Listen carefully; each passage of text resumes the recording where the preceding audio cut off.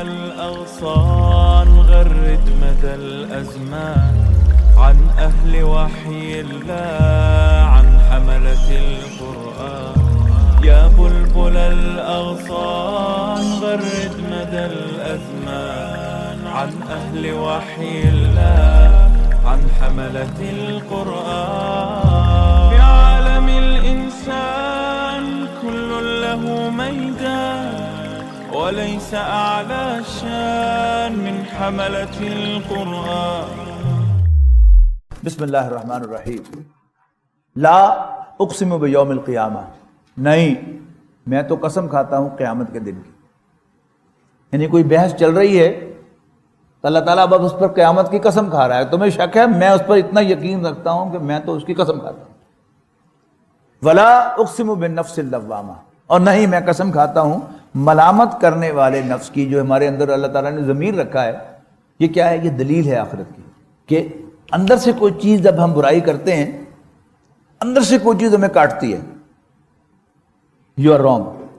ہم دلائل سے دوسروں کے منہ بند کر لیتے ہیں، اپنی چرب زبانی سے اپنی صفائی منوا لیتے ہیں، لیکن پھر بھی یہ نہیں چپ کرتا. تو یہ کون ہے؟ یہ کون ہے؟ یہ اللہ تعالیٰ نے ہمارے اندر ایک ترازو نصب کیا ہوا ہے جو ہمارا محاسبہ کرتا رہتا ہے.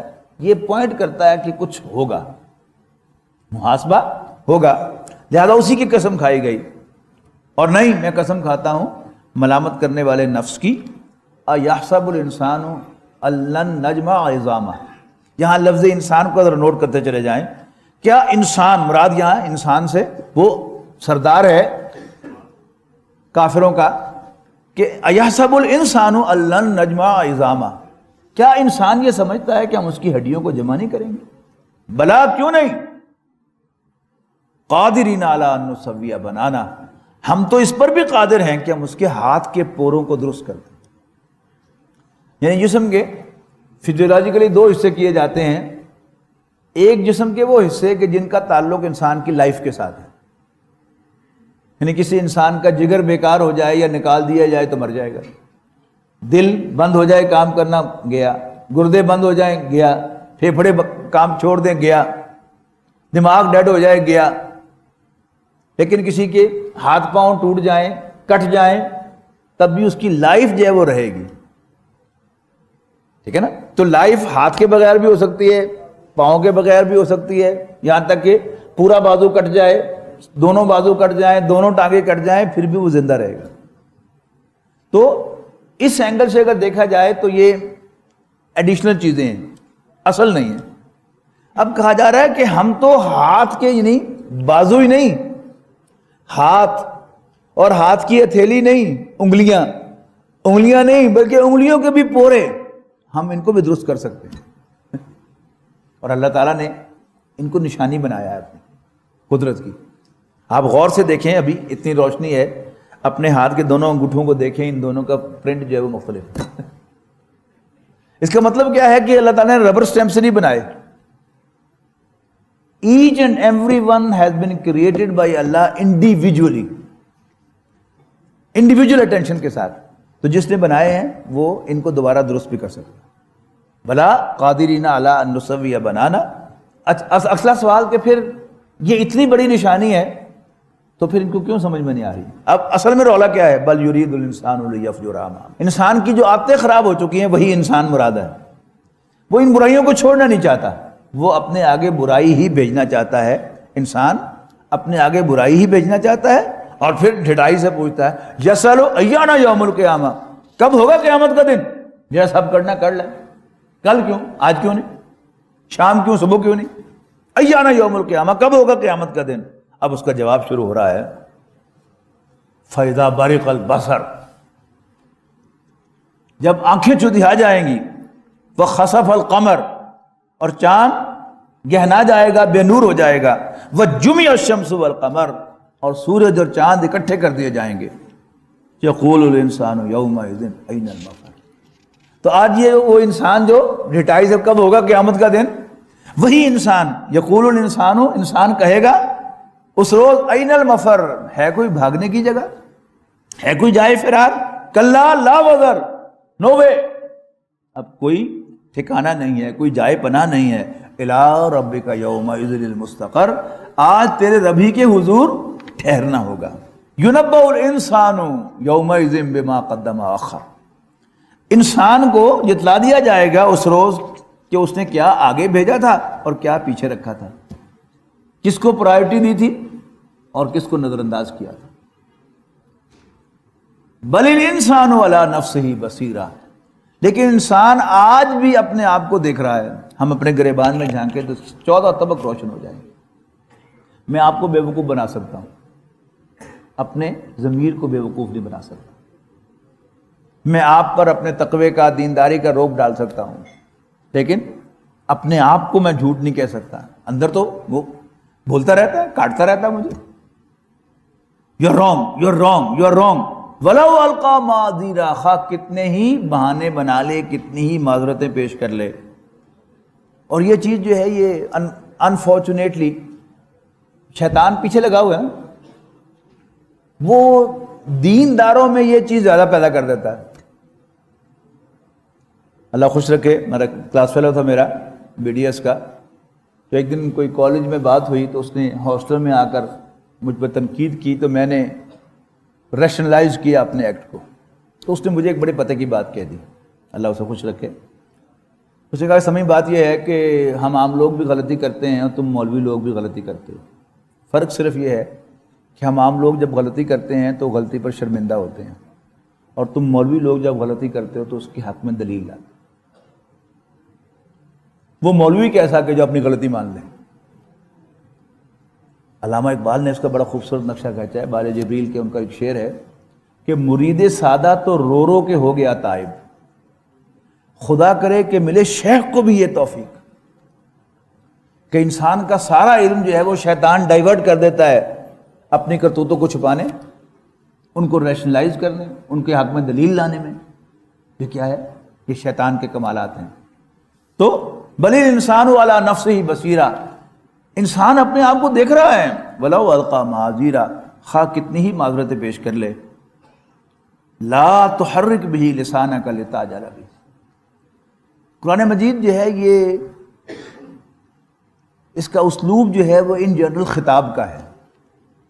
یہ جو مونولوگز ہیں نا، مختلف ایڈریس، اسپیچ، ٹاک، لیکچر،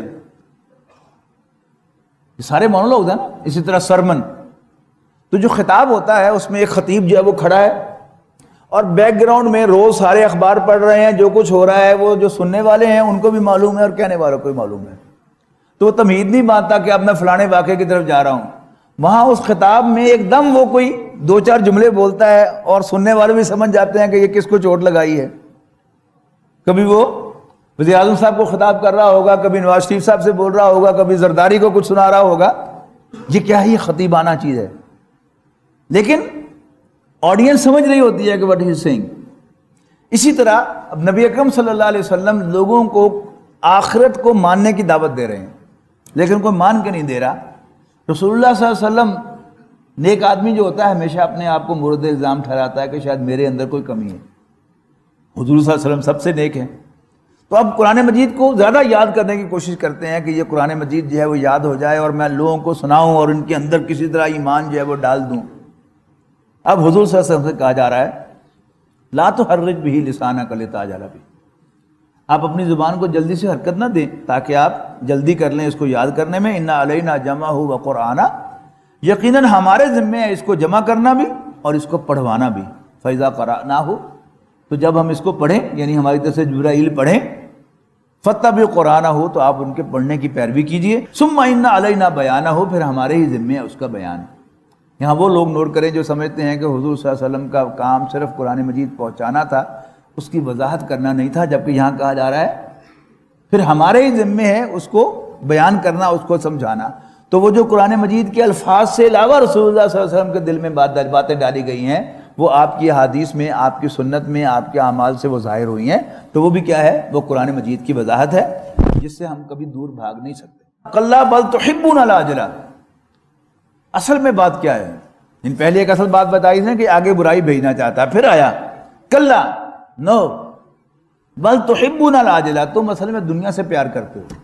وَتَذَرُونَ الْآخِرَةَ، اور آخرت کو نظر انداز کرتے ہو.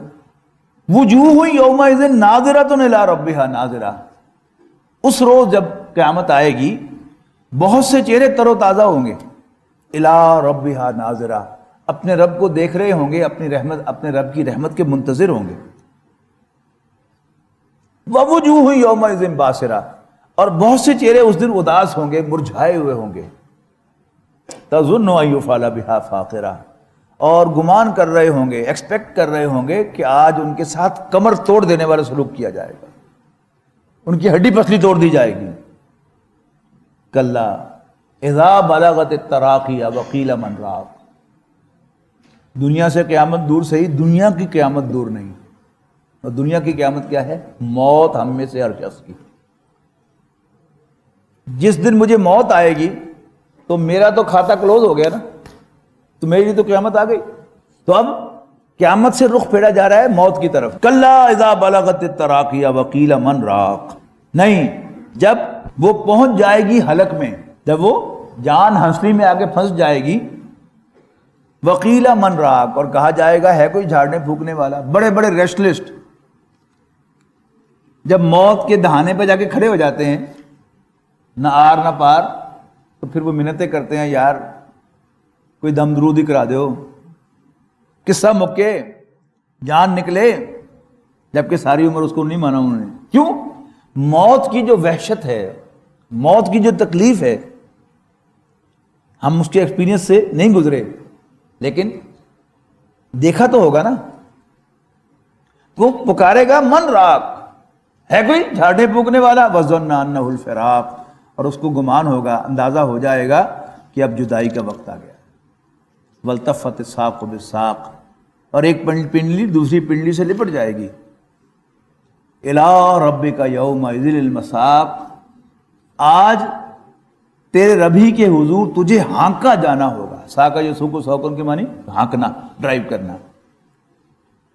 فَلَا صَدَّقَ وَلَا صَلَّىٰ، نہ تو اس نے تصدیق کی. اب وہی انسان میں سے کوئی ایک ہے، خاص طور پر ابو جہل، اسپیسیفک نہیں کیا لیکن ایک کردار ہے. فلا صدق ولا صلی، نہ تو اس نے تصدیق کی نہ نماز پڑھی. نماز کیا ہے؟ اللہ تعالیٰ کی طرف متوجہ ہونا. ولیکن کذب وتولی، اس کا الٹ، تصدیق نہیں کی بلکہ جھٹلایا اور منہ پھیرا. اللہ تعالیٰ کی طرف متوجہ ہونے کی بجائے اللہ سے منہ پھیر لیا. ثم ذهب الى اهله يتمتع، اور پھر اپنے گھر والوں کے پاس گیا اکڑتا ہوا. یعنی رسول اللہ صلی اللہ علیہ وسلم کو ستایا، نماز پڑھتے ہوئے اوجری ڈلوائی ان پر، گلے میں پھندا ڈلوایا، اور پھر ریگریٹ نہیں اس پر کوئی، اور گھر میں اب پہ ہی ہنستا ہنستا مسکراتا کر جا رہا. آج میں ادھر کر دیتا. اب کسی شریف آدمی کو کوئی ستا کے آئے تو اسے پنجابی میں کہتے ہیں کسی نے انہوں فٹے منہ بھی نہ کہی. اب آئیے آگے، اولا لکا فولا، فٹے منہ تیرے. ثم اولا لکا فولا، دور فٹے منہ تیرے. ایحسب الانسان ان یترک سدی، کیا انسان سمجھتا ہے کہ یوں ہی چھوڑ دیا جائے گا؟ الم یکن نطفۃ من منی یمنی، کیا وہ منی کی بوند نہیں تھا جو ٹپکائی گئی؟ ثم کان علقۃ، پھر وہ جمع ہوا خون بنا. فخلق فسوی، پھر اللہ تعالیٰ نے اس کو بنایا ایک انسان کی شکل میں، ڈیولپ کیا اور اس کی نوک بلک سواری. بہت سے لوگوں کا خیال ہے کہ قرآن مجید سائنس کی کتاب ہے، اللہ تعالیٰ نے جس کو ہدایت دینی سی دیتا رہے گا. لیکن حقیقت کیا ہے؟ یعنی جو قرآن مجید کا نفس مضمون ہے اس سے نظر چرانے والی بات ہے. نفس مضمون کیا ہے؟ کئی دفعہ عرض کر چکا ہوں کہ جہاں بھی اللہ تعالیٰ کی قدرتوں کا تذکرہ ہے، تان ٹوٹتی ہے جا کے آخرت پر کہ وہ تمہیں دوبارہ بھی زندہ کر سکتا ہے کہ نہیں کر سکتا. اب عرب بھیڑ بکریاں بھی پالتے تھے، اونٹنیاں بھی پالتے تھے، اور ان کے مسکیریج بھی ہوتے تھے. ارلی مسکیریج ہو تو خون نکلتا تھا، ذرا لیٹ ہو تو جمع ہوا خون نکلتا تھا، پھر کوئی انفارم سا ماس نکلتا تھا، اور پھر ایک فارم ماس نکلتا تھا. اور خود ان کی اپنی عورتیں جو ہیں وہ بھی ابارٹ کرتی تھیں. تو دے نیو دیٹ کہ انسان کی تخلیق میں ایک مرحلہ جو ہے وہ جمع ہوئے خون کا بھی ہے. یہ کوئی نئی بات نہیں تھی. اصل بات تو آگے آ رہی ہے. الم یکن نطفۃ من منی یمنی ثم کان علقۃ فخلق فسوی فجعل منہ الزوجین. اس کی قدرت کا شاہکار کہ ایک ہی بوند سے اللہ تعالیٰ جوڑے پیدا کرتا ہے، الذکر والانثی، مذکر بھی اور مؤنث بھی، مرد بھی اور عورتیں بھی. یہ شاہکار ہے نا. یعنی جب قرآن مجید نازل ہو رہا تھا تو پھر تو مرد اور عورت کا فرق جو تھا وہ صرف داڑھی مونچھ کا فرق یا ایک آدھ عضو کا فرق تھا، لیکن اب دونوں جو ہیں وہ totally different from each other ہیں، جبکہ ہر سیل جو ہے اس میں کروموسوم کا فرق ہے. اس کا مطلب ہے کہ یہ دونوں ان آئیڈینٹیکل ہے، آئیڈینٹیکل وجود نہیں ہے. یہ اللہ تعالیٰ نے ایک ہی بوند سے ایک دوسرے سے پیدا کیا ہے. ہر شخص کی ایک ماں ہے اور اسی کی ایک بیٹی ہے، باپ کے ساتھ ماں بھی ہے. اسی طرح کوئی عورت ہے تو اس کا باپ مرد ہے اور اس کا بیٹا بھی مرد ہے، لیکن یہ دونوں ایک دوسرے سے مختلف ہیں. یہ آئیڈینٹیکل وجود نہیں ہے، ڈفرینٹ وجود ہیں، لیکن اوریجن ایک ہے، ایک ہی بوند ہے. اس سے اللہ تعالیٰ مرد بھی پیدا کرتا ہے، عورتیں بھی پیدا کرتا ہے. الیس ذالک بقادر، کیا وہ اس پر قادر نہیں ہے؟ الا ان یحیی الموتى، کہ وہ مردوں کو زندہ کرے. بلا ان اللہ علی کل شیء قدیر. وَلَقَدْ يَسَّرْنَا